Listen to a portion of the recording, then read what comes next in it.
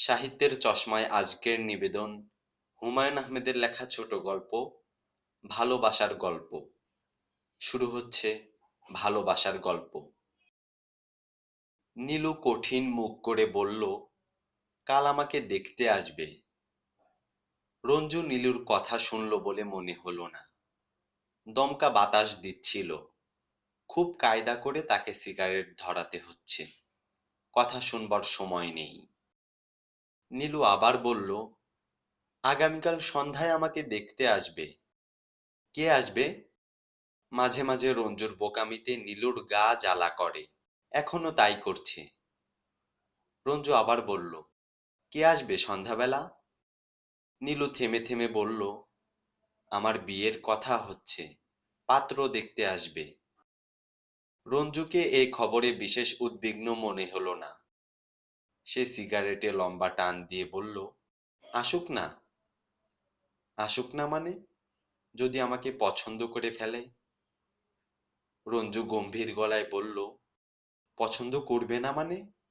তোমাকে যেই দেখবে সেই ট্যারা হয়ে যাবে। নীলু রেগে গিয়ে বলল, তোমার মতো যারা গাধা শুধু তাদের চোখই ট্যারা হবে। রঞ্জু রাস্তার লোকদের সচকিত করে হেসে উঠল। নীলু বলল, আস্তে হাঁটো না, দৌড়াচ্ছ কেন? রঞ্জু এ কথাতেও হেসে উঠল। কি কারণে জানি তার আজ খুব ফুর্তির মুড দেখা যাচ্ছে। গুনগুন করে গানের কি একটা সুর ভাজল। সচরাচর এরকম দেখা যায় না। রাস্তায় সে ভারী কি চালে হাঁটে। নীলু, সিনেমা দেখবে নাকি একটা? না। চলো না যাই। নীলু চুপচাপ হাঁটতে লাগলো। কথা বলো না যে। দেখবে? উহুঁ, বাড়িতে বকবে। কেউ বকবে না। মেয়েদের বিয়ের কথাবার্তা যখন হয় তখন মায়েরা তাদের কিছু বলে না। কে বলেছে তোমাকে? আমি জানি। তখন মায়েদের মন খুব খারাপ থাকে। মেয়ে শ্বশুর বাড়ি চলে যাবে। এইসব সেন্টিমেন্টের ব্যাপারে তুমি বুঝবে না। চলো একটা সিনেমা দেখি। না। বেশ, তাহলে চলো কোনো ভালো রেস্টুরেন্টে বসে চা খাওয়া যাক। নীলু সরু চোখে খানিকক্ষণ তাকিয়ে থেকে বলল, খুব পয়সা হয়েছে দেখি। রঞ্জু আবার হেসে উঠল। পরক্ষণেই গম্ভীর হয়ে বলল, কি ভেবেছ তুমি? রোজ তোমার পয়সায় চা খাবো? এই দেখো। রঞ্জু ম্যাজিশিয়ানদের মতো পাঞ্জাবির পকেট থেকে একটি চকচকে 100 টাকার একটা নোট বের করলো। আরো দেখবে? এই দেখো। এবার আরো দুটি 50 টাকার নোট বের হলো। নীলু কোনো কথা বলল না। তুমি এত গম্ভীর কেন নীলু? তোমার মতো শুধু শুধু হাসতে পারি না। বাসায় যাব। এখন চাটা খাবো না। প্লিজ নীলু, এরকম করো কেন তুমি? রেস্টুরেন্টে ঢুকতেই বড় বড় ফোঁটায় বৃষ্টি পড়তে লাগলো। রঞ্জু ছেলে মানুষের মতো খুশি হয়ে বলল, বেশ হয়েছে। যতক্ষণ বৃষ্টি না থামবে ততক্ষণ বন্দি। সে এবার আরাম করে আর একটি সিগারেট ধরালো। নীলু বলল, এই নিয়ে কটি সিগারেট খেলে? এটা হচ্ছে ফিফথ। সত্যি? হুম। গা ছুঁয়ে বলো। আহ, কি সব মেয়েলি ব্যাপার। গা ছুঁয়ে বললে কি হয়? হোক না হোক, তুমি বলো।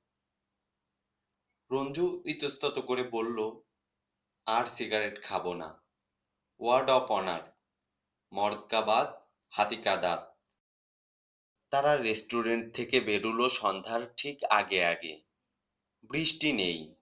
নিয়ন আলোয় ভেজা রাস্তা চিকমিক করছে। রঞ্জু বলল, রিক্সা করে একটু ঘুরবে নীলু? উহুঁ। বেশ, চলো রিক্সা করে তোমাকে ঝিকাতলা পর্যন্ত এগিয়ে দিয়ে আসি। হ্যাঁ, পরে কেউ দেখুক। সন্ধ্যাবেলা আর কে দেখবে? একটা রিক্সা ডাকি? আচ্ছা, ডাকো। রিকশায় উঠতে গিয়ে রঞ্জু দেখল নীলুর চোখ দিয়ে জল পড়ছে। সে দারুণ অবাক হয়ে গেল। কি ব্যাপার নীলু? খুব খারাপ লাগছে? কাল যদি ওরা আমাকে পছন্দ করে ফেলে? রঞ্জু দরাজ গলায় হেসে উঠল। করুক না পছন্দ, আমরা কোর্টে গিয়ে বিয়ে করে ফেলবো। তারপর আমাকে তুলবে কোথায়? খাওয়াবে কি? দুটি টিউশনি ছাড়া আর কি আছে তোমার? এমএ ডিগ্রিটা আছে, সাহস আছে। আর আর কি? আর আছে ভালোবাসা। নীলু এবং রঞ্জু দুজনেই এবার একত্রে হেসে উঠল। রঞ্জু অত্যন্ত উৎফুল্ল ভঙ্গিতে আর একটি সিগারেট ধরালো। নীলু মৃদুস্বরে বলল, এই তোমার সিগারেট ছেড়ে দেওয়া? ফেলো এক্ষুনি। এটাই লাস্ট ওয়ান। হুম। রঞ্জু সিগারেট ছুঁড়ে ফেলল রাস্তায়। পাত্রপক্ষ দেখতে আসবে সন্ধ্যাবেলা, কিন্তু তোড়জোড় শুরু হলো সকাল থেকে। নীলুর বড় ভাই এই উপলক্ষে অফিসে গেলেন না। নীলুর ছোট বোন বিলুও স্কুলে গেল না। এই বিয়ের যিনি উদ্যোক্তা, নীলুর বড় মামা, তিনিও সাত সকালে এসে হাজির। নীলু তার এই মামাকে খুব পছন্দ করে, কিন্তু আজ যখন তিনি হাসি মুখে বললেন, কিরে নীলু বিবি, কি খবর? তখন নীলু শুকনো মুখে বলল, ভালো। মুখটা এরকম হাড়ির মতো করে রেখেছিস কেন? তোর জন্য একটা শাড়ি এনেছি, দেখ তো পছন্দ হয় কিনা। শাড়ি কি জন্যে মামা? আনলাম একটা ভালো শাড়ি, এই শাড়ি পরে সন্ধ্যাবেলা যখন যাবি ওদের সামনে। নীলু নিঃশব্দে ঘর ছেড়ে চলে এলো। রান্নাঘরে নীলুর ভাবি রেহানা মাছ কুটছিল। কলেজ যেদিন ছুটি থাকে সেদিন নীলু রান্নায় সাহায্য করার নামে বসে বসে গল্প করে। আজ নীলু দেখল রেহানা ভাবির মুখ গম্ভীর। নীলু পাশে এসে বসতেই সে বলল, তোমার ভাই কাল রাতে আমাকে একটা চড় মেরেছে, তোমার বিশ্বাস হয় নীলু? নীলু স্তম্ভিত হয়ে গেল। রেহানা বলল, বিয়ের পর তুমি চলে গেলে আমার কেমন করে যে দিন কাটবে। নীলু বলল, দাদাটা একটা অমানুষ, অভাবে অভাবে এরকম হয়েছে ভাবি, তুমি কিছু মনে করো না। না, মনে করব কি, আমার এত রাগ টাগ নেই। দুজনে অনেকক্ষণ চুপচাপ বসে রইল।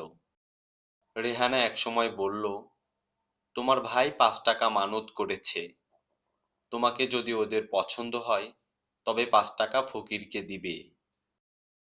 নীলু কিছু বলল না। রেহানা বলল, পছন্দ তো হবেই, তোমাকে পছন্দ না করলে কাকে করবে? তুমি কি আর আমার মতো? কত মানুষ যে আমাকে দেখলো নীলু, কেউ পছন্দ করে না। শেষকালে তোমার ভাই পছন্দ করলো। সুন্দর টুন্দর তো সে বোঝে না। নীলু হেসে উঠল। রেহানা বলল, চা খাবে?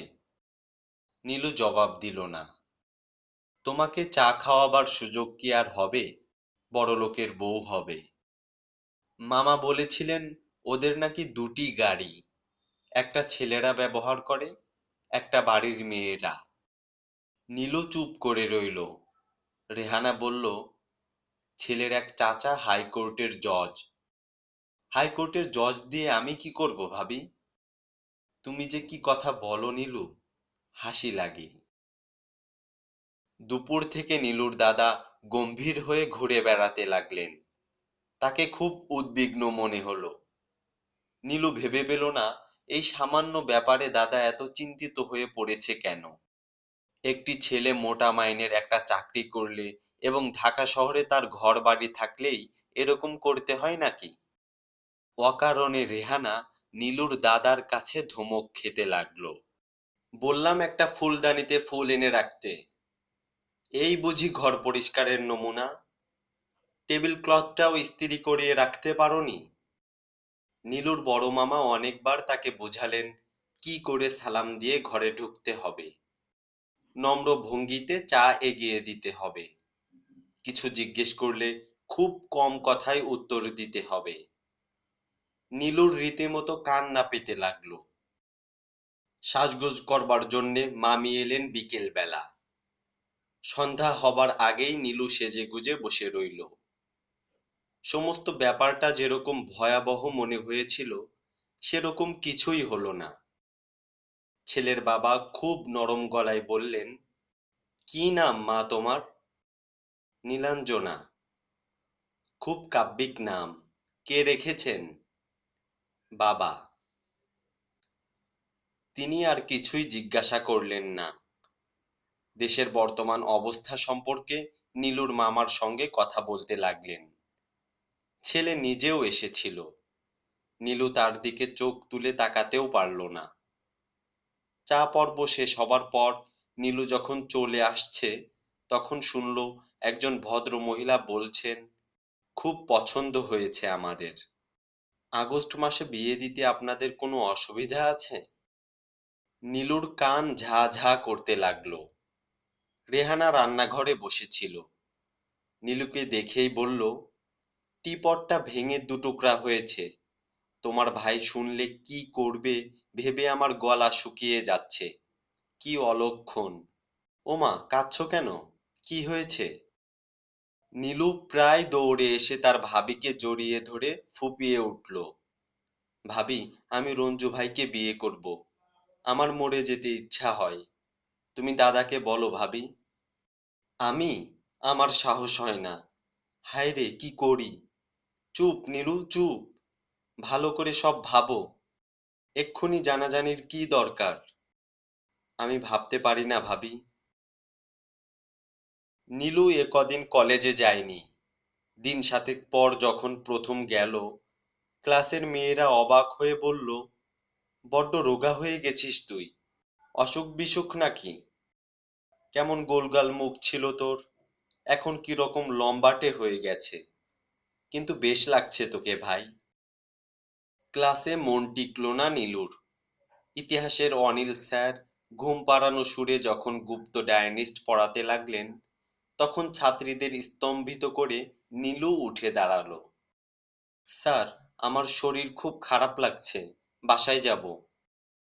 অনিল স্যার অতিরিক্ত রকম ব্যস্ত হয়ে উঠলেন। বেশি খারাপ? সঙ্গে কোনো বন্ধুকে নিয়ে যাবে? না স্যার, একাই যাব।